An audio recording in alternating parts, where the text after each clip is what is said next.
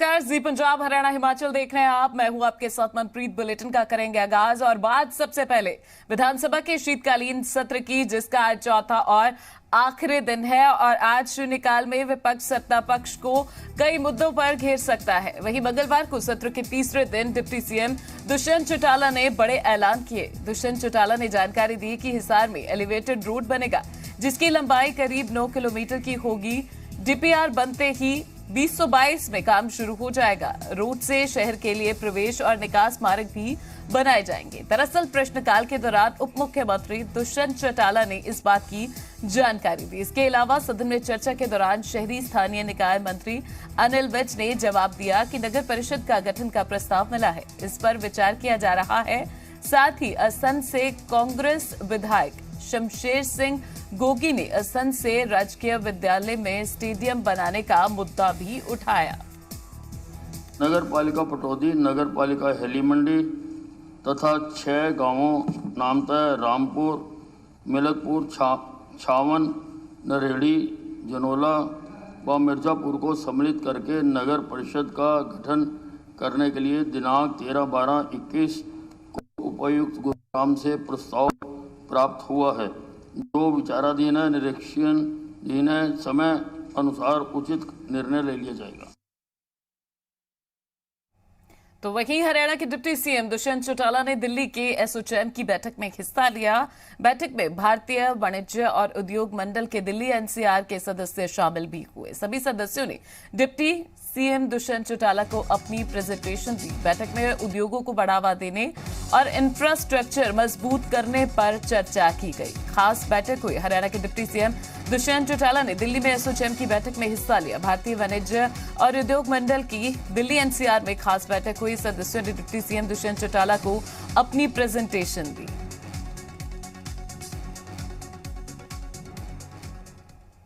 तो वहीं हरियाणा बीजेपी के अध्यक्ष ओपी धनखड़ कुरुक्षेत्र में बीजेपी कार्यकर्ताओं के साथ एक शिविर में पहुंचे। पंजाब में किसानों की तरफ से रेल ट्रैक जाम किए जाने पर धनखड़ ने कहा कि पंजाब सरकार को किसानों की मांगों को मान लेना चाहिए। केंद्र सरकार तो पहले ही उनकी मांगें मान चुकी है। किसान नेताओं की तरफ से पंजाब विधानसभा चुनावों में हिस्सा लेने पर धनखड़ ने अच्छा कदम इसको बताया है और कहा है, राजनीति में आने से आपकी सोच और भी बड़ी होगी। पंचायत पहले भी थी, अब पढ़ी लिखी है, ये गुड गवर्नेंस है। बदलियाँ पहले भी होती थी, अब कंप्यूटर से होती है, गुड गवर्नेंस है। किसान को पेमेंट पहले भी मिलती थी, अब अपने खाते में मिलती है, गुड गवर्नेंस है। बुजुर्गों को पेंशन पहले भी मिलती थी, अब अपने खाते में मिलती है, तो गुड गवर्नेंस है। तो जो चीज़ पहले चली हुई होती है उसको कुछ अच्छा करते हैं, उसको गुड गवर्नेंस कहते हैं, सुराज।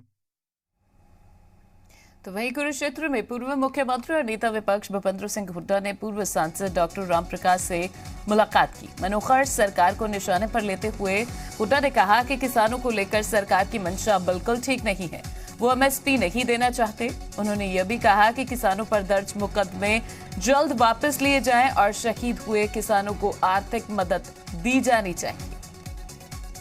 सरकार पर भूपेंद्र सिंह हुड्डा उनके परिवार को एक नौकरी दें जो बॉर्डर पे शहीद हुए हैं और कंपनसेशन दें। घोषणा तो हुई है उसमें, इतना पंजाब ने दिया है।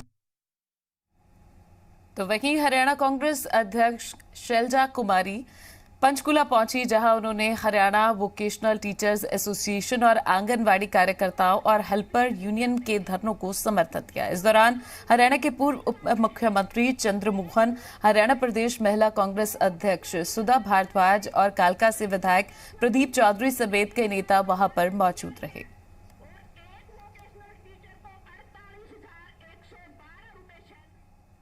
तो वहीं दूसरी ओर संयुक्त किसान मोर्चा और संयुक्त संघर्ष पार्टी के नेता गुरनाम सिंह चड़ूनी ने कहा कि फिलहाल उनका फोकस पंजाब में चुनाव लड़ने पर है। हरियाणा में चुनाव लड़ने को लेकर बाद में फैसला लिया जाएगा। गुरनाम सिंह चड़ूनी ने किसानी आंदोलन की सफलता का श्रेय शहीद किसानों और आंदोलन में हिस्सा लेने वाले किसानों को दिया है।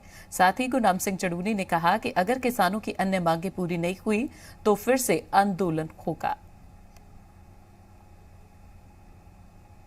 वहीं हरियाणा के हिसार जिले के गांव नंगथला में सबको सन्न कर देने वाला हत्याकांड सामने आया है। यहां मोक्ष के चक्कर में एक पूरा परिवार खत्म हो गया। गांव नंगथला के रहने वाले पर्यावरण प्रेमी रमेश ने अपने परिवार के 4 सदस्यों की हत्या करने के बाद खुद भी खुदकुशी कर ली। पुलिस फिलहाल इस थ्योरी से काम कर रही है। वहीं रमेश के घर की दीवार पर जो लिखा मिला वो पेज सुसाइड नोट के सामने आए हैं, वो भी हैरान कर देने वाले हैं। रमेश ने अपनी पत्नी, 2 बेटियां और बेटे की हत्या करने के बाद अपने कमरे की दीवार पर चौक से लिखा है कि सबको। तो वहीं हिमाचल के मुख्यमंत्री जयराम ठाकुर ने बीते कल हमीरपुर संसदीय क्षेत्र के बीजेपी पदाधिकारियों के साथ एक खास बैठक की और बिलासपुर के खुमारवी में आयोजित बैठक में मुख्यमंत्री जयराम ठाकुर ने 27 दिसंबर को मंडी में प्रस्तावित पीएम मोदी की विशाल जनसभा को सफल बनाने के निर्देश दिए। बता दें कि 27 दिसंबर को जयराम सरकार के कार्यकाल के 4 साल पूरे होने जा रहे हैं। इस मौके प्रधानमंत्री मोदी विशाल जनसभा को संबोधित भी करेंगे। इस बैठक में सीएम जयराम ठाकुर सहित बीजेपी प्रदेश प्रभारी अविनाश राय खन्ना, कैबिनेट मंत्री विक्रम ठाकुर, बीजेपी अध्यक्ष महामंत्री त्रिलोक जम्वाल, पूर्व प्रदेश अध्यक्ष सतपाल सत्ती भी मौजूद रहे। बिलासपुर में आज इस बैठक के माध्यम से हमीरपुर पार्लियामेंट के सभी साथियों को जो बैठक रखी थी उनको निमंत्रण देने के लिए आए थे, वो सब आए और ये कार्यक्रम भव्य हो। प्रधानमंत्री जी आ रहे हैं, बड़ी काशी के बाद छोटी काशी में प्रधानमंत्री आ रहे हैं। तो वहीं हिमाचल प्रदेश में ग्लोबल इन्वेस्टर मीट की सेकेंड ग्राउंड ब्रेकिंग सेरेमनी 27 दिसंबर को मंडी में होगी, जिसमें लगभग 27,000 करोड़ के MOU होंगे। हिमाचल के उद्योग मंत्री बिक्रम सिंह ठाकुर ने यह दावा किया है। उद्योग मंत्री ने कांग्रेस के आरोपों को निराधार बताते हुए कहा कि वो बताने को तैयार है कि कहां पर कौन सी इंडस्ट्री लगी है और कितनों को रोजगार मिला है। हिमाचल प्रदेश में इन्वेस्टर मीट की सेकेंड ग्राउंड ब्रेकिंग होने जा रही है। उद्योग मंत्री बिक्रम सिंह ठाकुर इस वक्त हमारे साथ हैं। सर, कौन कौन से सेक्टर में इन्वेस्टमेंट किया जाएगा?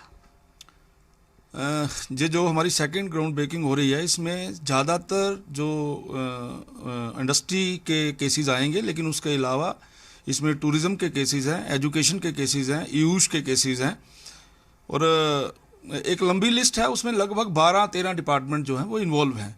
और मुझे ऐसा लगता है कि ये जो ग्राउंड ब्रेकिंग हमारी जिसका जो हमने टारगेटेड किया था, अभी मुझे जानकारी मिली है कि ये 27,000 करोड़ तक पहुंच गया है।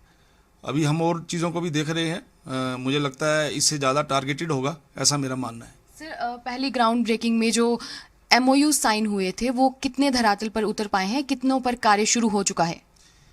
90% फर्स्ट ग्राउंड ब्रेकिंग के जो हैं वो ज़मीन पर उतर आए हैं। और उसमें से मैं आपको ये भी बताना चाहता हूं कि लगभग हमने उस समय 14,500 करोड़ रुपए की इन्वेस्टमेंट के बारे में बोला था और मुझे ऐसा लगता है लगभग 12,000 करोड़ का जो काम है वो ज़मीन के ऊपर नज़र आ रहा है और काफ़ी जगह पे तो हमारे जो प्लांट्स हैं वो कमीशन भी हो गए।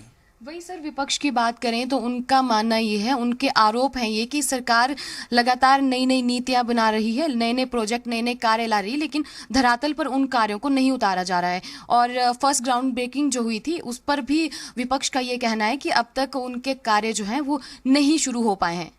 ये विपक्ष का आरोप सरासर गलत है।